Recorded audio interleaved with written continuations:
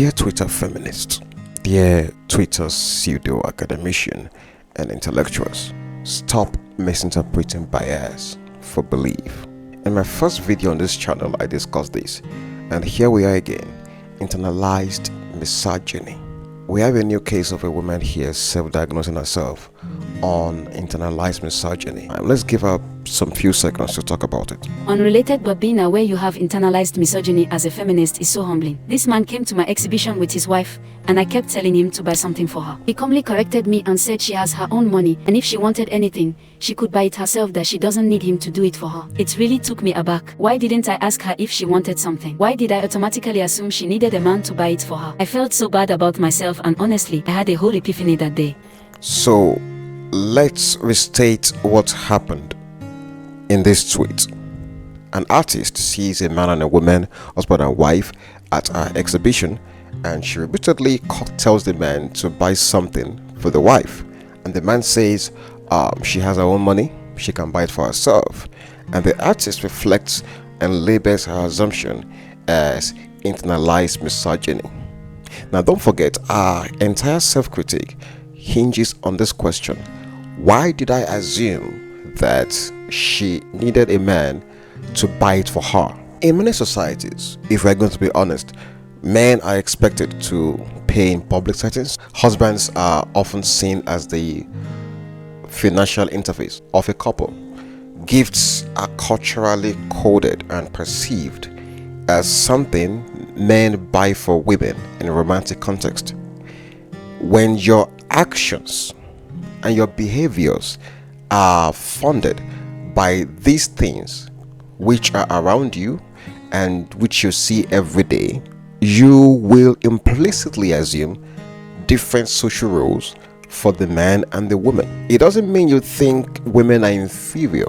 It's about the default scripts we learn and pick up from observation. Our assumption could equally be framed as men are expected to provide, men are expected to spend, men handle transactions. So if you're in the mood to accuse yourself of anything, maybe it is that your expectations are tainted by patriarchy, but not misogyny.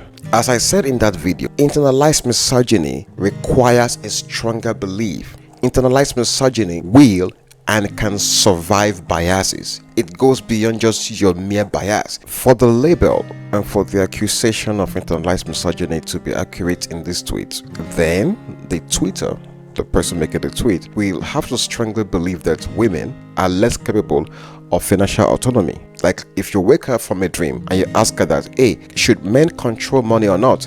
And she say, yes, I believe men should control money. Then that is internalized misogyny. But notice something important in this tweet. She doesn't believe this. She said she automatically acted that way. That's a crucial difference that exposes where her framing goes wrong. And that is that she's moralizing a cognitive shortcut. Let me explain that. Let's assume I'm an atheist. I don't believe in God. I don't believe in Jesus. I don't believe in any religious doctrine. Now imagine I'm driving to work and someone suddenly crashes into my car from behind.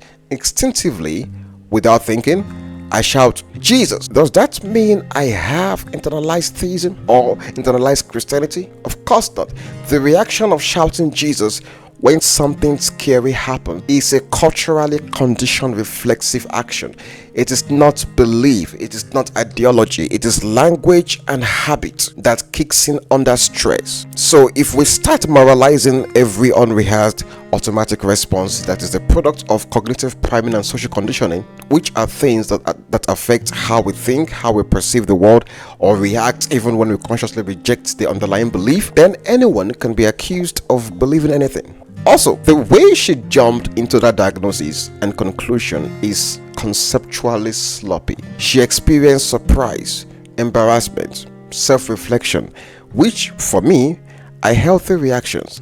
But then she jumps to, this proves I have internalized misogyny. No, ma'am, you don't. Just because you assume the man pays does not mean you're assuming women are inferior. Financial role assumptions cut both ways. They burden men too. What is happening in this tweet is just hasty role assumption that is inspired by cultural and gendered expectations. You could also call it bias, implicit bias, patriarchal social conditioning. But internalized misogyny is the strongest and least precise label available for this shit. There is a difference between I acted on social assumption and I believe women are inferior.